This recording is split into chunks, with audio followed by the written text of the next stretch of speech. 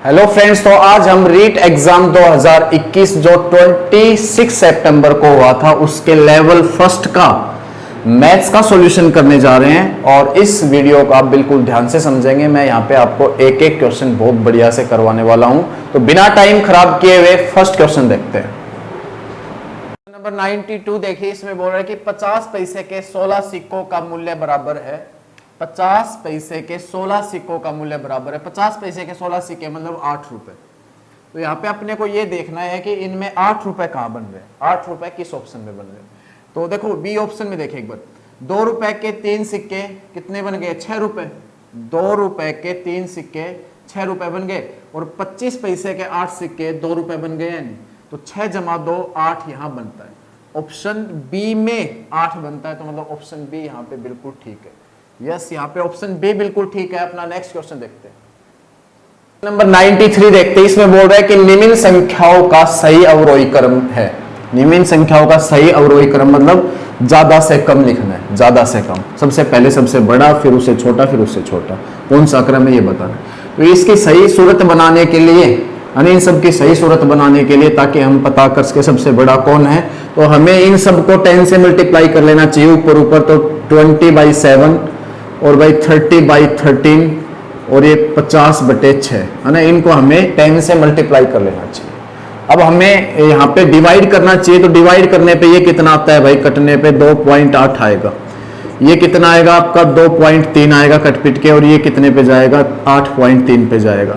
इससे क्या हुआ कि हमने 10 से मल्टीप्लाई करने से इसमें क्या हुआ, देखो इसमें ये हुआ कि हम अच्छे से पता कर पा रहे हैं कि ये सबसे बड़ा है, इससे छोटा फिर ये है, और इससे छोटा ये है। कहने का मतलब 5/6 सबसे पहले लिखा जाएगा अगर अवरोही क्रम में लिखना है। फिर उसके बाद 2/7 लिखा जाएगा, और उसके बाद लिखा जाएगा 3/13। ये आपका ऑप्शन होना चाहिए कहीं ना कहीं। तो 5/6, 2/7, 3/13 पहले ही ऑप्शन में है, ए में। ऑप्शन ए यहाँ पे बिल्कुल ठीक होता है। नेक्स्ट क्वेश्चन पे चलते हो। क्वेश्चन नंबर 94 में ये कह रहा है कि इसका मान क्या होगा।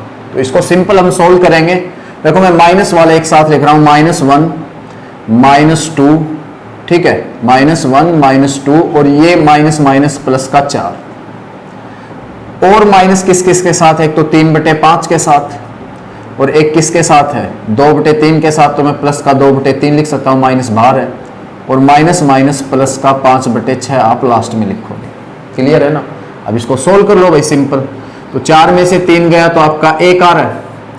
माइनस का यहाँ पे 15 एलसीएम, तो 3 3 9, प्लस में 5 दूनी 10, प्लस का 5/6। अब यहाँ पे 1 माइनस 19/15, प्लस में 5/6। एलसीएम आपका 30 आ रहा है। एलसीएम आपका 30 आ रहा है, तो यहाँ से 30 माइनस में ये आपका 38, ठीक है। 15 दूनी 30, 19 की 2 से 38, प्लस का 6 5 30, 5 की 5 से 25। तो 30 और 25 बने 55, 55 माइनस में 38/30। तो 55 में से 38 गए तो 17/30 है ही है। तो 17/30 मतलब ऑप्शन डी यहाँ पे बिल्कुल ठीक होता है। ऑप्शन डी बिल्कुल ठीक होता है। अगले क्वेश्चन पे चलते हैं। नेक्स्ट क्वेश्चन में बोल रहे हैं कि बड़ी से बड़ी संख्या जिससे 244 तथा 2052 को विभाजित करने पे प्रत्येक स्थिति में 4 शेषफल प्राप्त हुए संख्या है। तो देखो आप 244 को किसी से भाग दो तो 4 शेषफल बचे। 244 को किसी से भाग दो, 4 शेषफल बचे, मतलब 240 पूरा पूरा भाग जा रहा है। ऐसे ही 2052 को किसी से भाग दो तो पूरा पूरा कटे और 4 शेषफल बचे, मतलब कि 2048 पे पूरा पूरा भाग जा रहा है। तो इसका आपको सीधा सीधा एचसीएफ निकालना है, ये कह रहा है। तो हम क्या करेंगे भाई, 240 को ब्रेक करेंगे, 240 को ब्रेक करेंगे तो 2 पे जाएगा 120, फिर 2 पे जाएगा 60, फिर 2 पे जाएगा 30, फिर 2 पे जाएगा 15, फिर जाएगा आपका 3 पे 5, और फिर 5 पे 1। तो आप इसको लिख सकते हो भाई 2 2 2 2 3 5। और इसको कितना लिख सकते हैं हम, 2 की पावर 11, 2 की पावर 11। तो कॉमन कौन है इसमें, देखो 2 4 बार कॉमन है उसमें भी, तो कॉमन 2 4 बार उसमें भी है और इसमें भी। तो 2 की पावर 4 मतलब 16। तो यहाँ पे 16 एचसीएफ आएगा। ऑप्शन बी बिल्कुल ठीक होगा। ऑप्शन बी यहाँ पे बिल्कुल ठीक होता है। नेक्स्ट क्वेश्चन देखते हैं। नेक्स्ट क्वेश्चन देखते हैं। इसमें बोल रहा है कि पी ने 9,000 रुपए का ऋण 8.5% साधारण ब्याज दर पर 2 वर्ष 8 मास के लिए लिया, तो उसे कुल कितनी राशि पुनः लौटानी पड़ेगी। यहां पे आपको मिश्र धन बताना है। मिश्र धन का फॉर्मूला क्या होता है भाई, मूलधन प्लस में साधारण ब्याज, ठीक है, ये होता है। तो भाई मूलधन तो है यार, 9,000 रुपए लिख लेते हैं, ये तो है।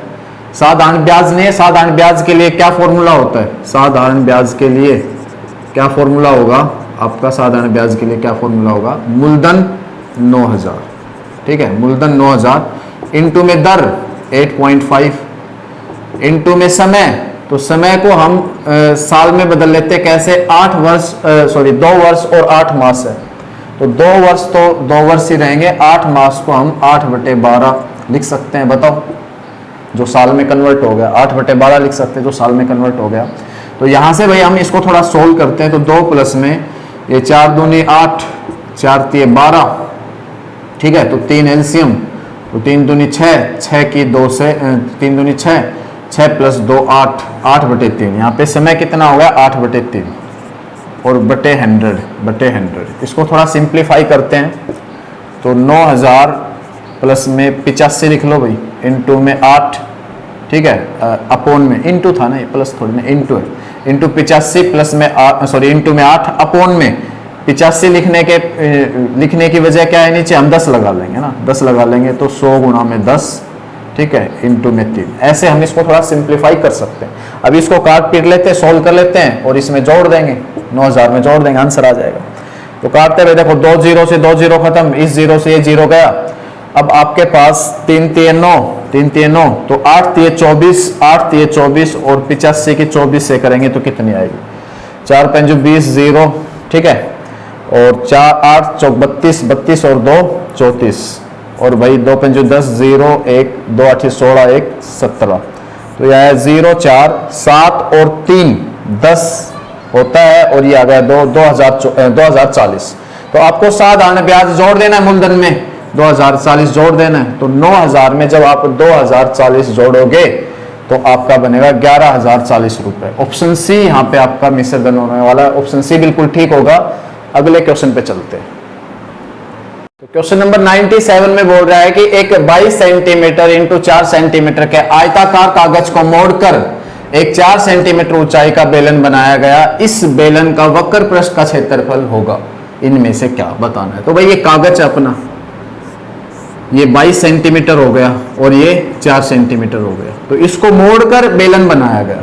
तो बेलन का क्या पूछा है, वक्र पृष्ठ, मतलब इसका एरिया निकाल दो, सीधी सीधी बात है। तो इसका एरिया क्या होगा, 22 गुना 4 मतलब 88 सेंटीमीटर स्क्वायर। ऑप्शन बी में है, ऑप्शन बी यहाँ पे बिल्कुल ठीक होता है। नेक्स्ट क्वेश्चन पे चलते हैं। क्वेश्चन नंबर 98 लेते हैं। बोलता है कि दिए गए चित्रों में रेखाएं A B and C D बिंदु ओ पर प्रतिच्छेद करती है, बिंदु ओ पर प्रतिच्छेद करती है। यदि ओ ई एंड ओ एफ, ओ ई कहां है, ये रहा, और ओ एफ क्रमशः एंगल बीओडी एंड सीओबी के समद्विभाजक है, मतलब ये बराबर बराबर हिस्सों में है ना। ये देखो बीओडी में जो ओई है ये बराबर बराबर हिस्सों में, तो ये आप देखो ये 25 डिग्री है तो ये 25 डिग्री हो जाएगा, आप इतना लिख सकते हो, यस। अब आगे क्या कह रहे हैं, यदि एंगल ओ ई ओ डी है तो है ही 25 डिग्री, तो एंगल सी ओ एफ बताना। एंगल सी ओ एफ अपने को ये वाला एंगल बताना, ये वाला एंगल क्या होगा। देखो तो देखो भाई ये बराबर बराबर हिस्सों में, तो ये 25 डिग्री और ये भी 25 डिग्री, ठीक है, और ये 25 25 50, तो ये भी 50 डिग्री, सामने वाला 50, क्लियर। अब भाई ये देखो ये बिंदु आपका वो है, अगर मैं चारों तरफ देखूं तो एंगल 360 बनेगा, तो एंगल 360 बनेगा, ये आपको समझ में आया। और 360 में से 50 ये घटा दो, 100 घटा दो तो बचा 260। 260 को बराबर बराबर हिस्सों में बांट दो, तो 260 को बराबर बराबर हिस्सों में बांटोगे, ये 130 और ये भी आपका 130, ठीक है। 130 में से आधा कर दो 65, 130 में से आधा कर दो 65, ये 65 और ये 65, अपने को एंगल COF बताना जो था, जो 65 डिग्री है। ऑप्शन बी यहाँ पे बिल्कुल ठीक होता है। अगले क्वेश्चन पे चलते हैं। तो नेक्स्ट क्वेश्चन देखते हैं। बोल रहा है कि एक वर्गाकार मैदान का क्षेत्रफल 6400 वर्ग मीटर है। स्क्वायर की बात कर रहा है, इसका जो एरिया है वो 6400 है, 6400 एरिया। ठीक है, तो हम क्या कह सकते हैं भाई, अगर स्क्वायर की साइड x है तो एरिया क्या होगा, x स्क्वायर 6400 है, और यहां से x निकालेंगे तो x निकालेंगे तो यहां से कितना आ जाएगा, 80 आ जाएगा। ठीक है, 80 आ जाएगा। अब यहाँ पे एक व्यक्ति द्वारा इस मैदान की परिमिति पर 5 चक्कर लगाने पर तय दूरी होगी, है ना। एक आदमी इसके 5 चक्कर लगाता है तो उसने कितनी दूरी तय की है ये बतानी। तो पहले तो हम इसका पेरीमीटर निकालेंगे, कैसे, यहाँ पे 4 साइड हैं तो 4 गुणा 80 मतलब 8 चौक 32, 320। एक चक्कर लगाने पे उसको 320 मीटर चलना पड़ेगा, एक चक्कर लगाने पे उसको 320 मीटर चलना पड़ेगा। अगर वो 5 चक्कर लगाता है तो 5 से कर दो मल्टीप्लाई, तो भाई आपका 0, 5 दूनी 10, 0, 1, 5 15, 1600 मीटर कह रहा है। 1600 मीटर दूरी तय करनी होगी, जिसको हम 1.6 किलोमीटर भी बोल सकते हैं, 1.6 किलोमीटर भी बोल सकते हैं। ऑप्शन सी में है, ऑप्शन सी बिल्कुल ठीक होता है। अगला क्वेश्चन देखते हैं। नेक्स्ट क्वेश्चन में क्या कह रहे हैं, 2 metre into 1.5 metre into 1 metre नाप के पानी के टैंक को एक नल द्वारा 20 लीटर प्रति मिनट की गति से भरने में लगा समय है, इनमें से बताना क्या होगा। तो यहाँ पे अगर मैं वॉल्यूम मतलब आयतन की बात करूं, आयतन या वॉल्यूम आप कह सकते हो, आयतन की बात करूं तो क्या होगा, लंबाई गुना चौड़ाई गुना ऊंचाई, तो भाई 2 इंटू 1.5 इंटू 1 जो बनेगा 3 मीटर क्यूब, 3 मीटर क्यूब। तो भाई 1 मीटर क्यूब भरने में अपना 1000 लीटर लगता है। ठीक है, तो 3 मीटर क्यूब भरने में कितना लगेगा, 3000 लीटर। और टाइम कितना दे रखा है, प्रति मिनट 20 लीटर, प्रति मिनट 20 लीटर मतलब 0 से 0, और ये 150 यहाँ पे मिनट आ गई, कितनी आ गई, 150 मिनट आ गई। 150 मिनट को हम कैसे लिख सकते हैं, यहाँ पे देखते हैं 9 मिनट तो होगा नहीं, 150 मिनट, 1 घंटा 30 मिनट भी 150 मिनट नहीं होती, 60 मिनट भी 150 मिनट नहीं होती, 2 घंटे 30 मिनट जरूर 150 मिनट बन जाती है। ऑप्शन डी, ऑप्शन डी बिल्कुल ठीक होता है, करेक्ट ऑप्शन डी होगा। नेक्स्ट क्वेश्चन देखते हैं। नेक्स्ट क्वेश्चन में बोल रहा है 1 करोड़ 1 लाख 1,101 का अंकीय रूप। तो 1 करोड़ 1 लाख 1,101 का अंकीय रूप ये रहा बी ऑप्शन। बी ऑप्शन आपका बिल्कुल ठीक होता है, यहाँ पे बी ऑप्शन बिल्कुल सही होता है। नेक्स्ट क्वेश्चन देखते हैं। तो नेक्स्ट क्वेश्चन में बोल रहे हैं यदि 31P5, यदि 31P5 3 का गुणज है, मतलब ये 3 से पूरा पूरा भाग जाता है, जहां P दहाई का अंक है, P दहाई का अंक है तो P का अधिकतम मान है, P का अधिकतम मान बताना है, इनमें से क्या होगा। तो देखो भाई 3 से पूरा पूरा भाग कब जाएगा, 3 से पूरा पूरा भाग कब जाएगा, एक बार तो इनको जोड़ते हैं, तो 3 और 1 4, 4 और 5 9, 9 जमा P है। ये 3 से पूरा पूरा भाग तब जाएगा जब यहाँ पे P पूरा पूरा भाग 3 से जाएगा, क्योंकि 9 तो जा रहा है, P पूरा पूरा भाग जाएगा 3 से तब जाएगा। तो अगर देखा जाए ऑप्शन के अंदर यहाँ पे हम क्या क्या रखे, जो 3 से पूरा पूरा भाग जाता है P, जो अधिकतम भी हो। तो देखो 3 अधिकतम नहीं है, 3 से भाग तो जाता है यहाँ पे लिखने पे, 3 अधिकतम नहीं है, 6 भी नहीं है, नहीं लिख सकते, 9 अधिकतम है, 9 यहाँ पे आएगा। ऑप्शन ए बिल्कुल ठीक होता है, ऑप्शन ए बिल्कुल ठीक होता है। नेक्स्ट क्वेश्चन देखते हैं। नेक्स्ट क्वेश्चन में इसका मान पूछ रहा है, तो कुछ भी नहीं करना, इसकी वैल्यू बतानी है तो सिंपल से लिखते हैं, इसको 25 लिख लो, प्लस में इनकी मल्टीप्लाई करते हैं तो 396 आ रही है। ठीक है, और ये आपका 5 आ रहा है, कितना आ रहा है 5। अब 25 में 396 जोड़ोगे तो ये बन रहा है 421 माइनस 5, जिसको हम 416 लिख पाएंगे, जिसको क्या लिख पाएंगे 416। देखते हैं कहाँ है, ऑप्शन सी में, ऑप्शन सी यहाँ पे बिल्कुल ठीक होता है, ऑप्शन सी बिल्कुल ठीक होता है। नेक्स्ट अगले क्वेश्चन पे चलते हैं। तो ये कहता है वह कौन सी छोटी से छोटी संख्या है जो 1 से 10 तक की संख्याओं से विभाज्य है, मतलब पूरा पूरा भाग जाए 1 से लेके 10 तक की कोई संख्या ले लो, तो वो है 25 20। ऑप्शन सी 25 20 होगी, ऑप्शन सी बिल्कुल ठीक है। नेक्स्ट क्वेश्चन पे चलते हैं। क्वेश्चन में बोल रहा है कि संख्या 20 में 3 4 तथा 5 के स्थानीय मानों का गुणनफल बराबर है। तो देखो भाई 3 का स्थानीय मान है, 3 कहाँ है, ये रहा। इसके बाद 1 2 3 4 5 0 लगा देंगे, 1 2 3 4 5 0, इनटू में फिर 4 लिख के ये कहा है, ये रहा। तो इसके बाद 1 0 और लास्ट में 5, तो ये आपका कितना आ जाएगा, 40 की 5 से करोगे 5 के 20, 200, 200 की 3 से करोगे 600, मतलब 6 0 0 है ना। देख लेना 40 की 5 से करोगे तो 5 चौके 20, 200, 200 की 3 से करोगे तो 600। तो आपको 2 जीरो लगा के 1 2 3 4 5 ये और लगा लेने, 1 2 3 4 5। तो कितने जीरो हो गए, 1 2 3 4 5 6 7, 7 जीरो हो गए। तो 7 जीरो इसमें 1 2 3 4 5 6 7। ऑप्शन डी बिल्कुल सही होता है, ऑप्शन डी बिल्कुल सही होता है। अगले क्वेश्चन पे चलते हैं। अगले क्वेश्चन में बोल रहा है कि 2 अंकों की सबसे बड़ी व सबसे छोटी अभाज्य संख्या में अंतर है। तो 2 अंकों की सबसे बड़ी संख्या होती है जो अभाज्य 97 और सबसे छोटी होती है 11। इनका अंतर निकाल दो, 7 में से 1 गया 6, 9 में से 1 गया 8, 86। ऑप्शन बी यहाँ पे होगा आपका बिल्कुल ठीक। अगले क्वेश्चन पे चलते हैं। तो नेक्स्ट क्वेश्चन में कह रहा है कि यदि 12 दर्जन पेनों का मूल्य 720 रुपए तो 25 पेनों का मूल्य क्या होगा।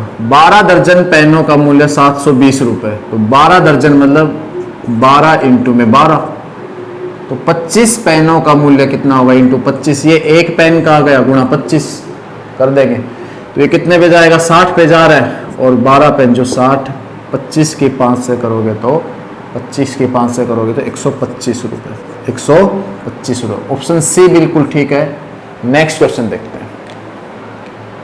नेक्स्ट क्वेश्चन में देखिए बोल रहे हैं कि 5 छात्रों का औसत भार 40 किलोग्राम है। यदि उनमें से एक छात्र जिसका भार 50 किलोग्राम है वो छोड़ जाता है तो शेष बचे छात्रों का औसत भार होगा। तो देखो भाई 5 छात्रों का औसत भार 40 किलोग्राम है, तो भार कितना हुआ, 40 गुना 5, 200 हुआ। जिनमें से एक छात्र जिसका 50 किलोग्राम वजन था वो छोड़ देता है, तो 200 में से आप 50 घटा दो, 150 बच गया। तो भाई 5 छात्रों में से एक छोड़ के चला गया तो बचे 4 का औसत बताना अपने को भार, तो 150 बटे 4 मतलब कि आपका 37.5 kg, 37.5 kg ऑप्शन बी में। ऑप्शन बी बिल्कुल ठीक होता है। नेक्स्ट क्वेश्चन देखते हैं। क्वेश्चन में ये कह रहा है कि एक वस्तु 10% लाभ से विक्रय मूल्य 330 रुपए पर बेची जाती है, तो उस वस्तु का क्रय मूल्य क्या है। तो देखो कोई वस्तु हमें 10% लाभ से बेची है, तो 100 रुपए था 110 में बेच दी, ठीक है, और वास्तव में कितने में बेची, 330 रुपए में। तो क्रय मूल्य के लिए 100 से मल्टीप्लाई कर लेंगे, इसको कर लेंगे 100, तो भाई आपका 0 से ये 0, ठीक है, और ये आपका कितने पे गया, 11, 3 और 0, 30 की 10 से करोगे 300, है ना, 300 रुपए, 300 रुपए उसका क्रय मूल्य होगा। ऑप्शन डी बिल्कुल ठीक है, ऑप्शन डी यहाँ पे बिल्कुल ठीक है। आगे चलते हैं। तो अपना अगला क्वेश्चन देखते हैं। बोल रहा है कि दिए गए चित्र में ओपी पैरेलल आरएस, ओपी किसके पैरेलल है, आरएस के पैरेलल है। एंगल ओपी क्यू 100 डिग्री तथा angle Q R S 140 degree, तो एंगल पी क्यू आर क्या होगा, एंगल पी क्यू आर क्या होगा। तो देखो भाई मैं इसको थोड़ा एक्सटेंड कर रहा हूं, ये अगर ये 140 है तो ये भी 140 डिग्री होगा, ये 140 होगा तो ये स्ट्रेट लाइन है, तो इधर कितना आएगा, 40 डिग्री आएगा, क्योंकि 40 प्लस 140 180 बन जाएगा। अब ये 100 है तो यहाँ पे कितना होगा, 80 डिग्री होगा, कितना होगा, 80 डिग्री होगा। तो ये 80 डिग्री है, 40 डिग्री, तो ट्राइंगल बन रही है, ये तो एक ट्राइंगल बन रही है। तो पी क्यू आर ट्राइंगल है ना, पी क्यू, यहाँ पे कुछ और नाम दे सकते हो, एम तो नहीं है ना कहीं, पी क्यू एम ट्राइंगल में अगर ये 80 डिग्री ये 40 डिग्री तो बचा कितना, ये निकाल लेते हैं।